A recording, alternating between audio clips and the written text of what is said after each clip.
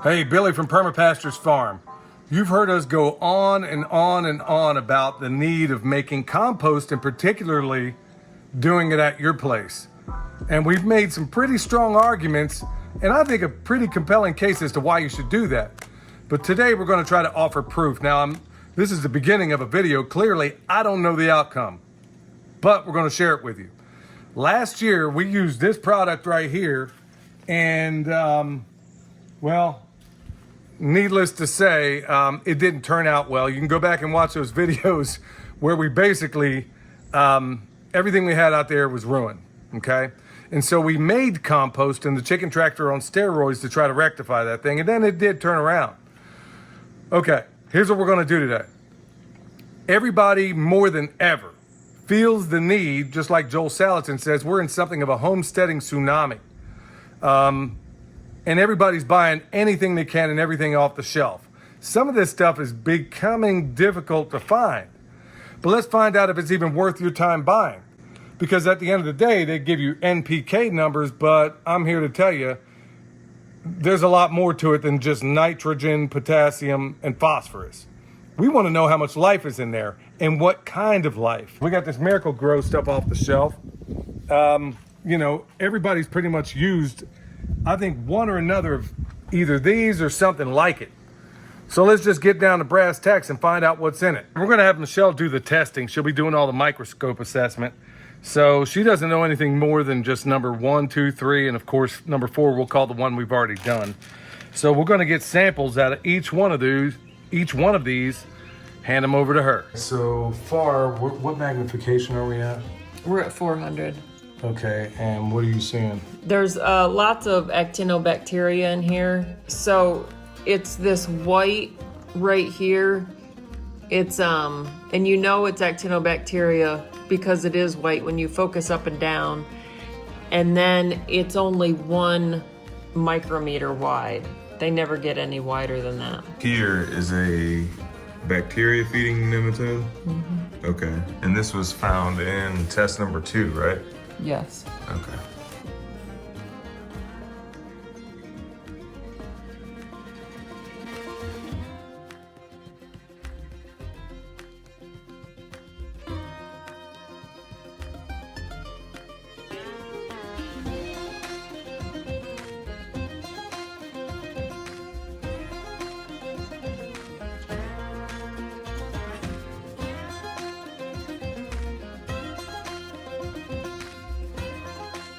All right, so I'm holding all the results right here. But before we get into it, I want to first point out that the intent of this video is not to dog another company or anything like that. You know, as a I was going to say a consumer, but as a person who buys products, just like you, there's nothing that aggravates me more than purchasing something and feeling like I've ripped off or I didn't get what I paid for. So that's number 1, the impetus. But number 2, we've been encouraging everybody since we started the channel to make your own compost. Today we're going to show you the reasons why. Before we get into it, everybody is going to tell you, hey, NPK, NPK. Well, we have learned that it really doesn't mean a whole lot when you get down to brass tacks. It doesn't mean right, it just means right now for a lot of things. And then you're going to cause yourself problems in the future. So when we talk about nutrient cycling, Michelle, what exactly are we talking about? And look, give total props where it's due. I want to give a shout out to Dr. Elaine Ingham, who basically taught all 3 of us through her course. And now we're to the point where she's actually, you know, way ahead of me and William, but we're catching up. So what are we talking about in terms of nutrient cycling? So I'm just talking about soil here. I'm not talking about the bagged compost, but the nutrients, all of the nutrients and the micronutrients that your plants need are already in your soil. They just need to be made available for your plants, which is where the soil life comes in, because they are the ones that make these nutrients available to your plants, which is why they're so important. So your protozoa, your nematodes, your fungi, your bacteria, all of that play a role in making these nutrients available for your plants. Bam. That's why she's the homestead honey, y'all. And honestly, imagine an ecosystem out in the wild. Okay, you got a tiger, you got things that the tiger eats, and all the way down, all the way down, all the way down. The same exact ecosystem is happening right there in your soil, but nobody wants to talk about it. Can any of this nutrient cycling happen without this, what Dr. Ingham calls the soil food web? No, I think that's called dirt. When you have, when you don't have any life in your soil, it's just dirt. All right, so with that said, we made compost, and we did a lot of this over on Patreon. We even revealed the numbers of the compost that we make.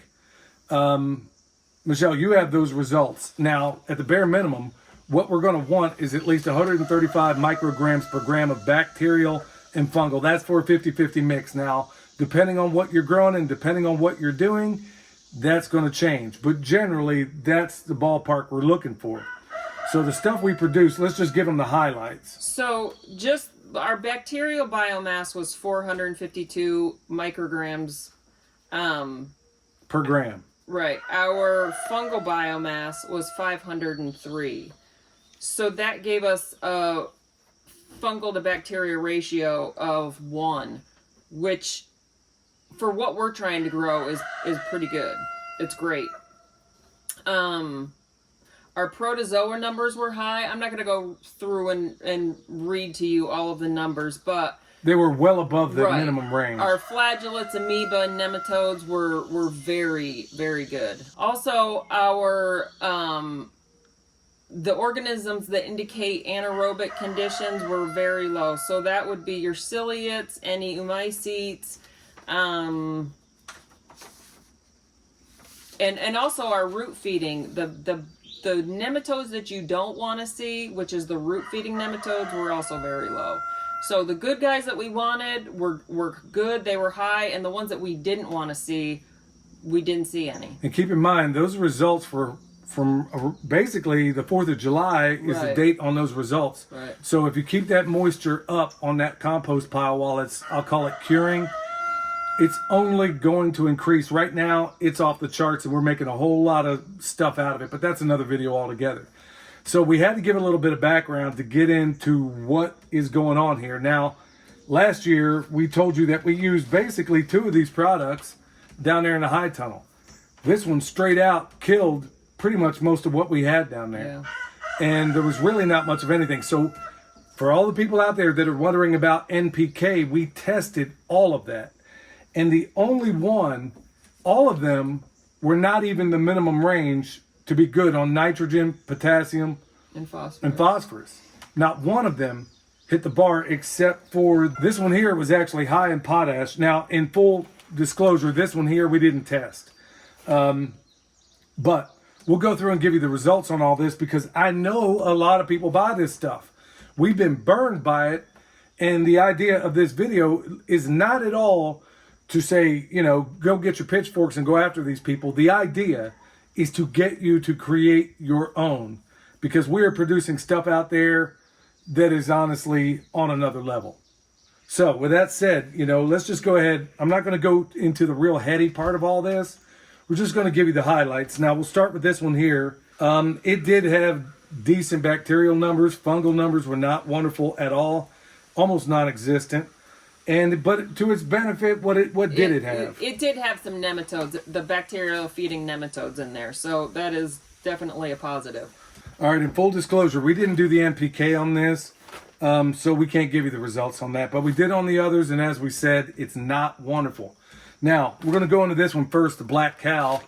And really not much to speak about, I mean, in terms of any life in that soil. Anything you want to say about it? The only life that was in this was life indicating anaerobic conditions. So the ciliates were high and the actinobacteria was very high, which is not the kind of life you want. In fact, you could see it as soon as we took it out of the bag. You could literally see the actinobacteria on the stuff. I mean, you could literally see it on there when William and I pulled it out of the bag. So this stuff, would you buy it? No. Would you use it? And also, I would just want to point out, one thing we can't test for is pesticides. So, like, the chemicals that are in this, like, we don't have a test for, but we've heard just that it's high in chemicals that just kill your plants. Yeah, check out that documentary Biosludge by Mike Adams, and you're going to be rethinking rethinking a great many things about this bag stuff. So we'll move on in to number 2, which is strangely enough called mushroom compost.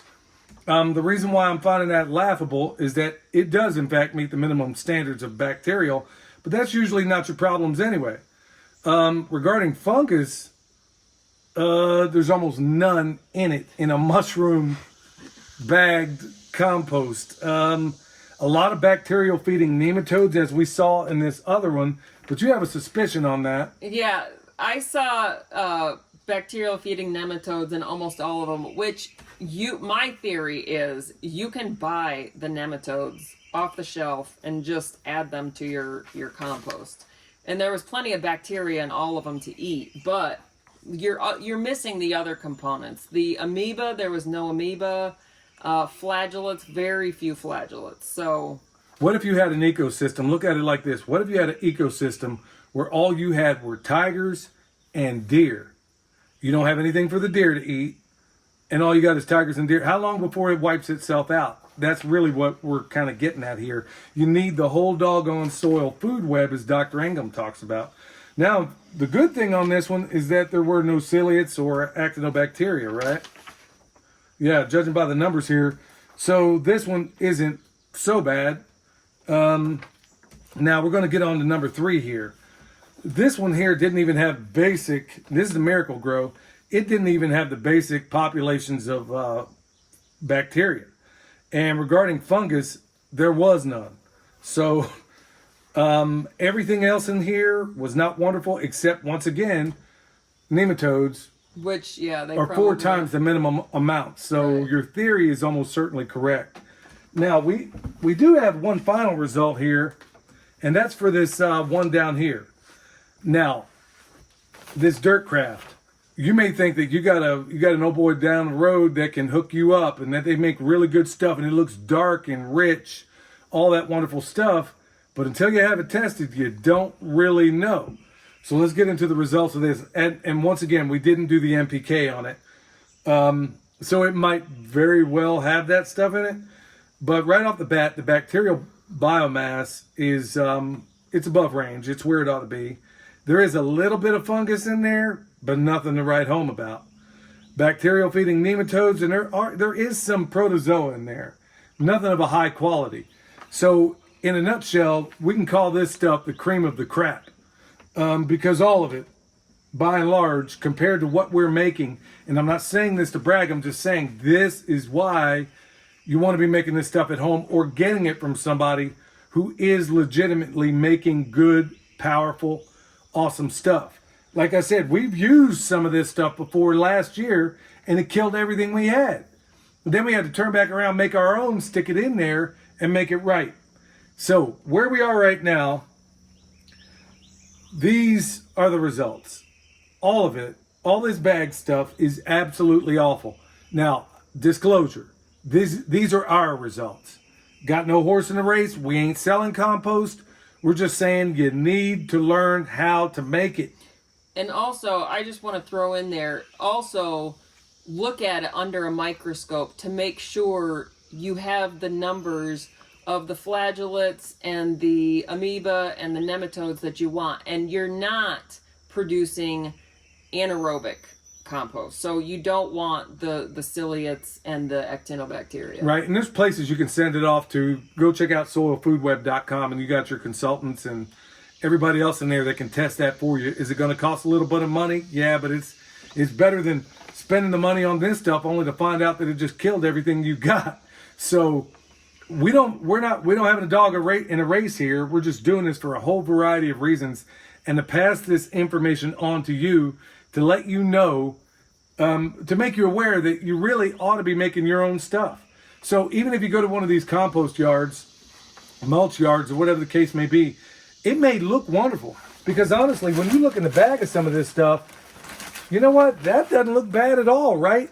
But when you learn what we know, you realize that it's not that dark 70% cocoa color, which it ought to be. You look at this stuff here, it seems really woody, but it ain't, you know, looks are obviously deceiving. And if I get a handful of this stuff here, oh yeah, check this out.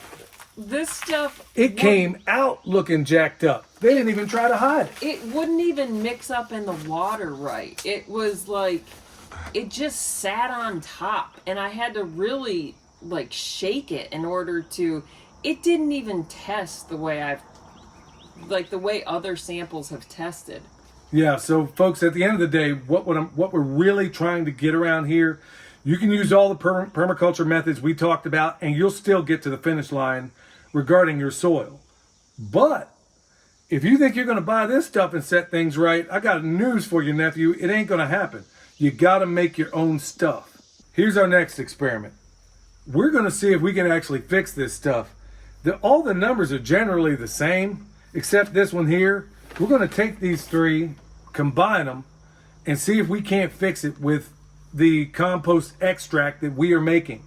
We're going to see if we can actually take this junk and turn it into something worthwhile. You think it's a worthwhile experiment?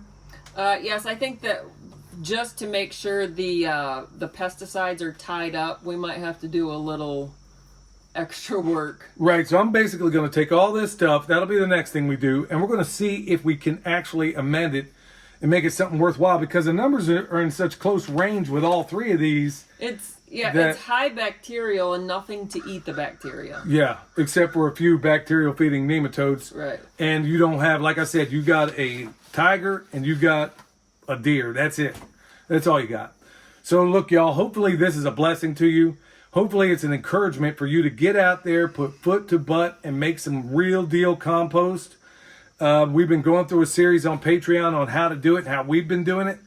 So feel free to check us out over there. If you need anything from us, things that we use to make compost, like a whole lot of comfrey out there, bone sauce, world's best deer repellent that we sell. It's not a panacea, but it's the best out there.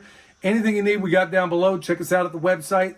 Till next time, this is Billy, along with my homestead honey from Perma Pastures Farm, where permaculture is my passion. And don't forget to check us out on the ball in this pimpcast out there called the Permaculture Pimpcast. We'll see y'all next time.